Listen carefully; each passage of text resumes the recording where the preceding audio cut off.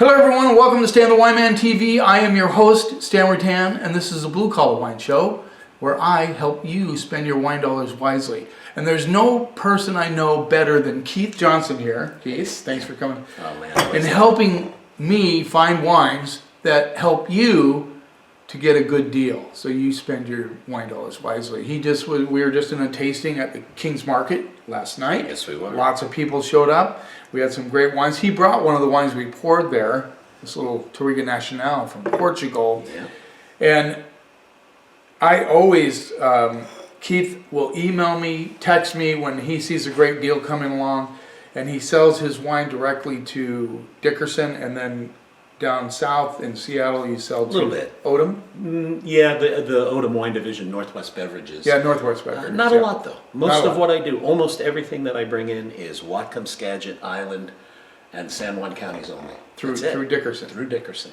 Yeah, and how did you meet Kevin and Kent? You know, I was moving up here from 35 years in Issaquah and working in the Seattle market for 3 decades, and I had a cava. Bonneval Cava, which you carry. Yeah. We poured to the rosé last night. Yes. I had a cava, and they were losing the cava that they had in their portfolio because of big corporate changes and the things that go on that side of the business. And the Seattle guy said, "You should meet the Dickersons. You'd like those guys." And I said, "You know, I'm moving up that way." And they said, "I think this would be a good match." And we became friends and business associates, and it's just kind of been that way ever since. They're great. Those brothers are great. Oh, man. They're awesome to deal with. I like them a lot. And they do such a nice job for all you guys on the islands. Oh, yeah. Because they make sure they have service to you. Yes, they do. So- They're very dependable for Yeah. such a small distributor. Yeah. And that probably attracts you because, I mean, you're a small importer. Correct. How many cases a year do you import? Into Dickerson, about 4 containers. So if a 40-foot container is about 1,200 cases, let's say. Sometimes if it's got a lot of sparkling on it because of weight, it may only be 1,000 cases.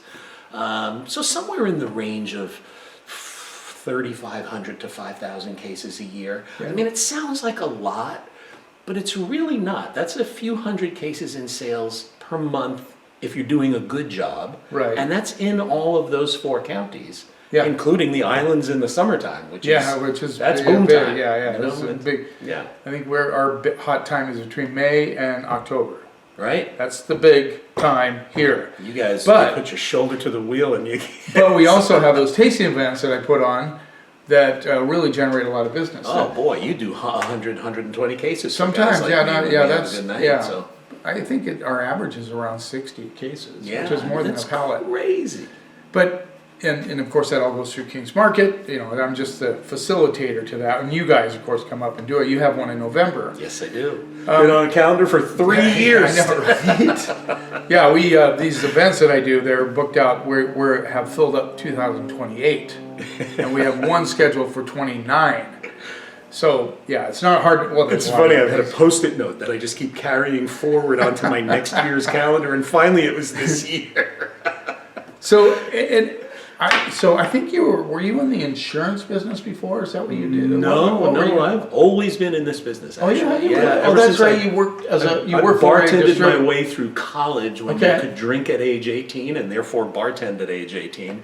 I started bartending when I was 19 and took my pre-med degree and went to work for a wine and liquor distributor in Atlanta, Georgia. So Oh, that's where it all started. okay. Yeah. And then in Issaquah, who did you work for there?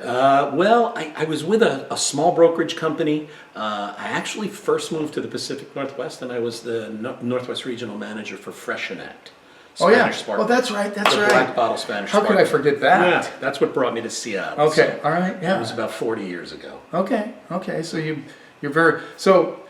Then, what motivated you to start an import company? Because that's a big step from It being was. employed by Yeah. somebody to jumping into the import business. I actually had been out of the wine business for about 5 years. I was in the premium beer business, mostly Belgian, Okay. working with the English beer writer Michael Jackson. Oh, that's see, You know, this is all coming back to me now. Yeah, Michael right. Jackson. I mean, if it wasn't for Michael Jackson and Charles Finkel, along with Charlie Papazi and the Homebrew God, those 3 guys were really the ones that changed the whole universe for fine beers Yeah. in the U.S. And Michael was really a Belgian freak. and I became one. And we had a beer of the month club with Michael Jackson. And I had the absolute pleasure and honor of being his marketing director in the U.S. for about 5 years. And I got to travel the world with him and find new beers, and every month we'd ship a new beer to people's homes, back when internet sales first started becoming legal around the U.S. It was really cool. When Michael passed away in 2007, I had just come back from my first trip to Georgia, former Soviet Georgia. Yes, yes. And it was actually a wine consulting trip that I kind of did on the side. And Michael passed away shortly thereafter. We kept that beer club going for about 10 months, and I realized I want to get back in the wine business. And I'm not trying to be the next Michael Jackson in any way. That would be unfair to him. And so it was almost out of necessity. I started my own import company, and it was skinny at the beginning. Yeah. Ooh, it was skinny. I bet. Yeah, it's how do you make $1 million in the wine business? You start with 2, and you lose 1. It's like going in a boat, right? Exactly. But now you've got a head of steam going on you, and you've found some really cool wines. So yes, and we were talking about this before we started this episode about the different. So we live in a 3-tier system. You got the importer who sells to the distributor. Dickerson he has his markup. Dickerson has theirs, and then they deliver to us, the retailer. And I think we kind of agreed on this. You have to sell to the Dickerson boys.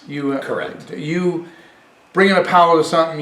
You have a sales team meeting, right? You and you say to them, "This is what we have now. We just brought in this Touriga Nacional from your own label that you work with a guy in Portugal with called Desejo, and I want you guys to try it, and then you decide if you want to bring it in." And in fact, on February 26th, I'm going into a meeting to do that very thing. So, but they obviously have brought it in already. It's here. Just based on trusting. It's a trusted thing. Having tasted it, knowing that I think it would fit the bill for something that should sell well. Yes, Kevin tasted it. The other higher level guys on the wine side all tasted it. James and Jason and Kent. Yeah. They all sit in. We have a little panel. We have fun times doing it. Yeah. This was the one chosen. So you do that. You get them to commit. They buy whatever they buy, whether it's a pallet or 2 pallets or 3, whatever it is. This is a $10 wine, by the way, and we're going to talk about it more in a minute. But so you sell it to them. Now they have to get their sales team to get behind it. Correct. And they have to go out to the retailers and they say, "Okay, this is what we have. You try it. Do you want that wine?" Yes. Now, so each of you now have one person you're trying to sell to. You're trying to sell to Dickerson. It's probably, to be fair, maybe 3 or 4 in that group have to say, "Yeah, this is the one." And then your sales rep has to sell to each individual account. The stands and the restaurants. All those guys. The other, not a lot of grocery accounts either, by the way, for me. Yeah. I mean, King's is the equivalent of my biggest grocery account, let's say. We don't do Safeway and Albertsons. We don't have anything in Fred Meyer. Yeah, none of my wines make it into those. You sell quite a bit to Ted up in Bellingham? Ted by some, he was a big supporter of a couple of things that I had, and it's always nice. Island Market, Steve on Orcas Island. So that's the extent of what you would call grocery store mostly business. on-premise restaurants. And small shops and co-ops, a lot of co-ops. So then, let's say Max comes to me. He tastes me on this wine. I say, "Wow, that's really good. How much is it?" He say, "Well, $10 retail." I go, "Okay, I'm on board." But now, and he texts me and says, "Hey, Stan loves it." So now we're at the level where I have to now sell to, well, I said 300, which is probably accurate. I have to try and get people that come into the store, and I get a lot of people come in the store, even in the wintertime. I've got to find at least, well, you said 48. I got to find 48. Let's say I buy 4 cases, which is a stack. And I say... And you have a lot of those 4 cases. Yes, I do. Yeah. And I have to find 48 people that like that wine are going to buy at least 1 bottle. That's how I have to do it. My job's, I think, a little tougher in the sense that I have to know these guys' palates. I have to be aware of this wine, even though I have 50 stacks in the store or displays. I have to, the Desejo, that's the one they need to buy. And so it's an interesting thing with the on your level. Now you have to run all over the world trying to find these great values. Yeah, I do. Yeah. And it is still work. I mean, it's of course fun, it is. but it's still work. The one thing that I will say that's perhaps a little bit different, it's both a burden and a joy for me, is that because it is a small market in a relative sense, and because I am a small importer, even when I'm looking to find that wine that I only have to take an order from one guy from Dickerson, from my distributor, I'm always thinking about the nights that we spend doing things like we did last night. I'm thinking about what your palate likes. I know your palate. Yes. I think about you. I think about some of the other key guys that I do business with. Yeah. Because I know that if I can get you to like it, then Dickerson will say, "Oh yeah, well if Stan takes it, we're in." Okay, I mean honestly. Well, no, I can totally see that. And I think about the consumer that lives in these markets as well, because since I live in this market myself, not on the islands, but in Bellingham, Yeah. and we shop in these stores. We shop at the Skagit Valley Co-op, and we shop at the Whatcom Food Co-op in Seattle, Yeah. and in Bellingham, and you know, I mean, I think I know what that customer likes. Sort of. Yeah. Better than maybe a lot of further removed importers. So I have that luxury, you know, Yes. and that's kind of important to me. It is. Yeah. It is very important. In fact, that you have an advantage over some importers. Because Doing smaller volumes, but yes, Yeah. I have a higher touch advantage. Yeah, You're and, right. yeah. You're right. Whereas I'm the same way as you are. I think almost every customer that walks into my department, the regulars, I can know right away what they like. I bet. And the newer ones, I have to ask those, critical questions. What do you want to spend on a bottle of wine? What do you normally like? What do you All usually the- like, right? you Best know, question. and- Right? Yeah. And once you nail that, then you can lead them to a wine that they will like. And I have a pick of the month that I do and I do a YouTube episode featuring that pick of the month. I have to know that 80% of the people that are going to buy that wine will like it. Mm-hmm. Mm-hmm. And you probably have that same sort of a dynamic in your mind. Okay, Mm-hmm. will 70% of my buyers taste this and say, Right. I need to have it? Right. Yeah. Exactly right. Restaurants can be a little finickier than good, solid, established retailers like yourself. Restaurants, they can vary a little more in terms of what they feel like charging and marking up that month. We all know what you pay for a bottle of wine in a restaurant these Oh, days. yeah. It hurts, but it's just the reality. Sometimes they change their food themes. You know, sometimes their budgets are just a little tighter than others. So restaurants can be a little finickier. I usually do think of places like you, like Island Market, like the co-ops, as my benchmarks for if I can Yeah. get these guys on this kind of thing at the right price, Right. that will make this successful enough to bring in. Yes. And I think you said to me when you tasted the Coma Luna, was it in Paris? Oh, that was in Puglia. Puglia. That was at the winery. And late you one said, night in Kim, Puglia. and you looked at each other and go, Stan's going to love this wine. Yeah, exactly. And, exactly. and guess what? I sell a ton of it. Yeah, and you made it your red wine of the year and your Yeah. December feature. Red, Yes, as a matter of yes, fact. So yes. it had a double whammy going in Yes. December and January that year. Yeah, and I have these little tags I put up. It was in my 2025, one of my 10 top wines Yeah, for yeah, 2025. So yeah, that's a winner. I think this is a winner. And we're just going to touch on this for a minute because I think people need to realize, and we did mention it last night a couple of times. Well, you did. And these tariffs that are in place, and I don't want to get political here. No, it doesn't matter. But I think you made a very pertinent point that you brought them up because you need to help the customers understand that Stan's not raising the price. Right. I'm not trying to get a bigger margin. Correct. You just have to pass on your cost to us, and that price goes up. So you say, don't blame Stan. In fact, a lot of times you guys have been slicing your margins by little bits here and yeah. there, rounding down to make it a little Yes. gentler for the customer. Exactly. And yet they still see the price increase. I don't ever want the end customer to think that it's as a direct result of somebody gouging somebody.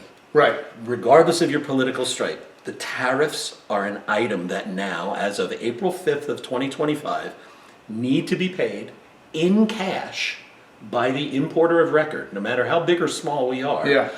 the day that it lands. You can't get it off the dock until you pay that tariff.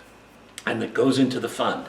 Now, that bottle of wine suddenly just costs 15% more Yes. from Europe. It costs 10% more from South America. The other hidden kind of difficulty in this that is sort of like the silent killer that people don't talk about much is the exchange rate. If you travel to Europe today, and a lot of people that we talked to last night said, well, I'm going to Portugal next month, and when was the last time that you went? You do know that we're paying $1.20 for every euro. Yes. 1 year ago today, we were paying $1.04. Yeah. Yeah. So when you add those two things together, for instance, let's say a winery says to me, Keith, you have to take this wine. You're going to love it. It's going to work for you. I need to charge you €5 a bottle for it. This is just it's an easy number to work. Yeah. I need to charge €5 a bottle. Okay. Well, a year ago today, €5 a bottle would have cost me $5.20 to put it on a boat and bring it here. Now €5 costs me €5 and another 15% in the in the exchange rate. Yeah. We're at $6 at $1.20. Yeah. And then you add 15% tariffs on top Sure. of that, $6.90.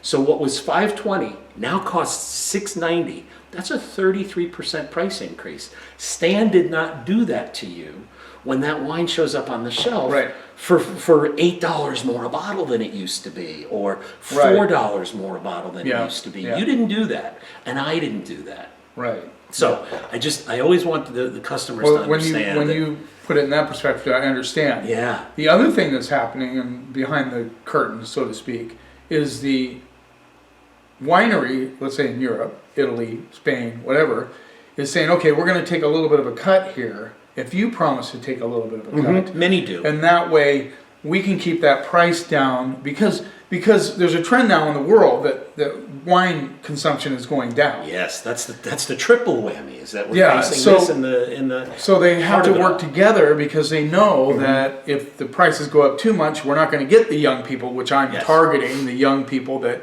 they're afraid of wine because first of all it's snobby, it can be.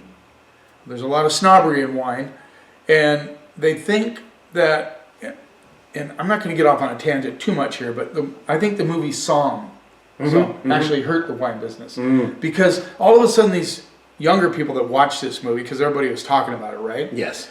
They all of a sudden thought, do I have to really memorize 3,000 grape varieties in Italy to understand wine? Do I really have to do all this stuff? And pronounce these horrific words. Yeah. If you want to know anybody, I did an episode one time and a guy on Vouvray, and the guy commented, he said, what Frenchman pissed you off so bad that you butchered their language?